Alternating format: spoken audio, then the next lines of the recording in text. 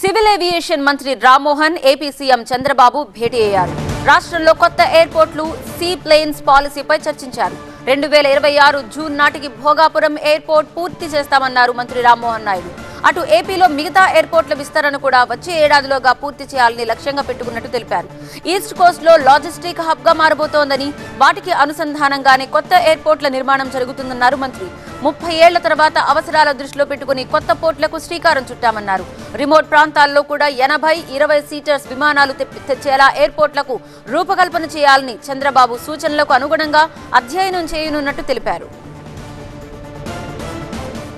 ఆంధ్రప్రదేశ్ రాష్ట్రానికి సంబంధించి civil aviation ఏ రకంగా ముందుకు నడిపించాలి, ఏ అవకాశాలు ఉన్నాయి, ఎయిర్పోర్ట్స్ని ఏ రకంగా డెవలప్ చేయాలి, అలాగే సివిల్ ఏవియేషన్కి సంబంధించినటువంటి మిగిలినటువంటి శాఖలో కూడా ఎలా ఆంధ్రప్రదేశ్ రాష్ట్రం ఆ అవకాశాలని సద్వినియోగం చేసుకోవాలన్న దాని మీద ప్రత్యేకంగా ఒక రివ్యూ మీటింగ్ కూడా జరిపడం జరిగింది.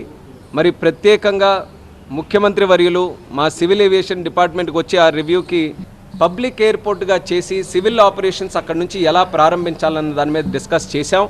మరి అక్కడ ఉన్నటువంటి ఆర్గనైజేషన్తో, స్టేట్ గవర్నమెంట్తో వాళ్ళిద్దరూ కూడా కలిసి చర్చించి అది కానీ మనం పబ్లిక్ ఎయిర్పోర్ట్గా తయారు చేసుకోగలిగితే ఆ ప్రాంతానికి రెగ్యులర్ ఫ్లైట్స్ కూడా మనం ఆపరేషన్స్ కూడా కంటిన్యూ చేయడానికి అవకాశం ఉంటుంది. కాబట్టి అది కూడా ఎక్స్ప్లోర్ చేసే పరిస్థితుల్లో రాష్ట్ర ప్రభుత్వం ఉంది, మినిస్ట్రీ ఆఫ్ సివిల్ ఏవియేషన్.